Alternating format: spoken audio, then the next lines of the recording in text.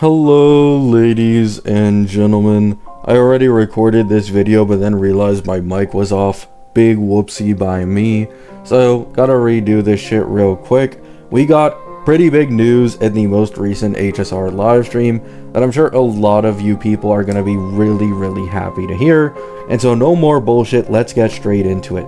Right, to start us off, we got the banners running during these patches.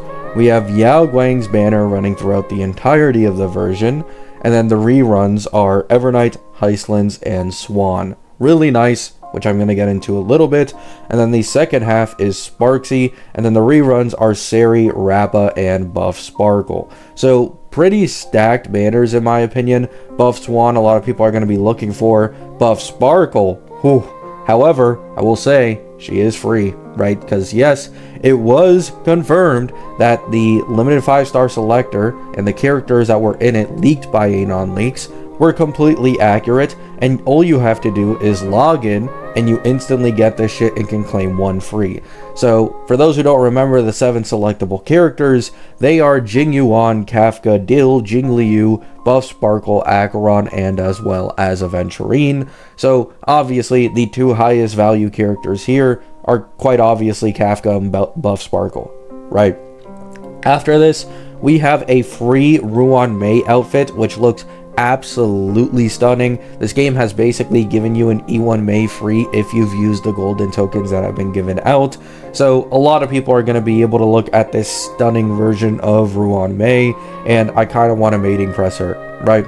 Then we have the events. We got 2 10-pull events. However, the second one actually has a bit of a gimmick to it, which is pretty cool. Well, maybe not, because obviously people who don't get this might feel sad. Who knows?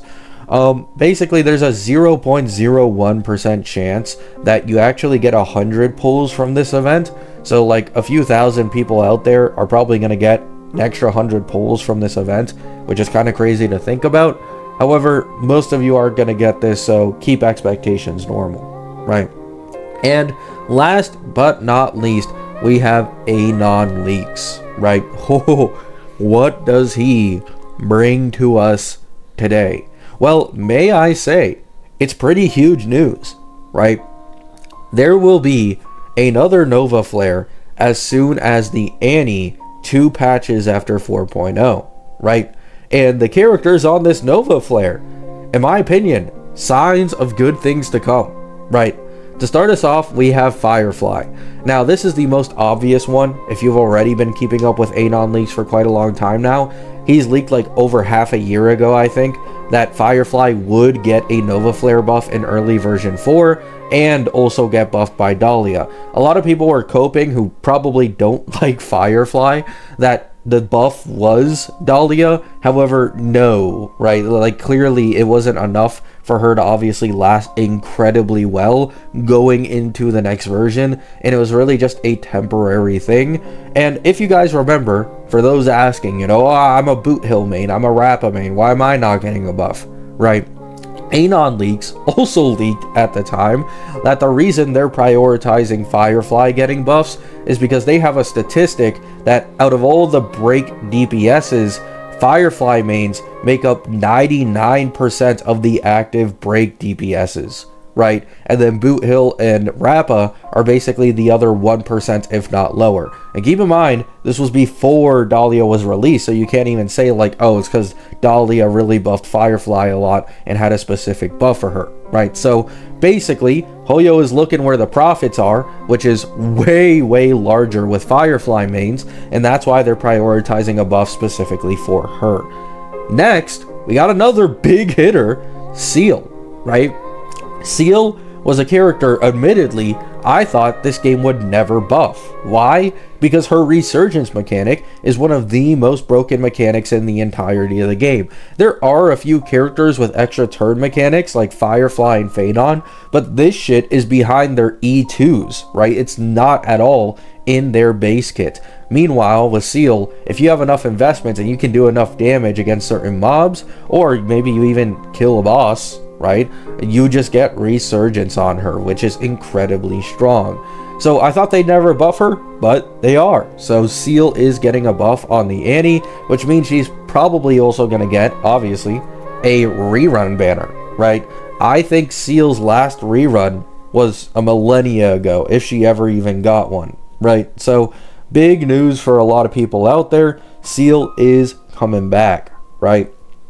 After this, holy shit, another heavy hitter for things to come. Welt. That's right, they are buffing a standard character, and the standard character is Welt.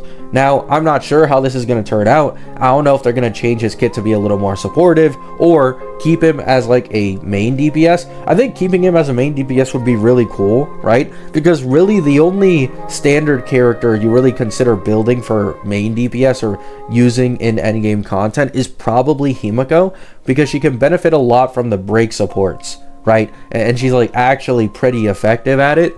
However, if you aren't Himiko, it really isn't recommended that you build like anyone else, right? But now that they're buffing Welt, maybe they make him also a decent main DPS, which would be amazing for starter players. That's something I'd really like to see, right? And last but not least, we have Woho, right? The ER Gen sustain, one of the longest lasting sustains in the game. She does have flaws though, right? So I imagine this Woho buff, I think one of the main things I want to talk about here is, one, Aggie sustain teams will probably become stronger. I'm going to assume this buff is decently good. And the same applies to Saber. Now, this is a big thing because a lot of Saber mains have had a sour taste in their mouths since Archer has been getting Sparkle, best in slot teammates, actually good E1, and then also buff Sparkle. And it's now at the point where Archer is significantly stronger than Saber. On top of this, Archer was literally free, right? So he's like way more accessible. It's kind of weird that they didn't prioritize Saber, although I'm not complaining about that, right? However, this Woho buff, I imagine the ER Gen sustain getting buffed would obviously buff Saber in her sustain teams, right? So this will likely be a buff towards Saber, which Saber mains have been waiting a fucking millennia for at this point, right?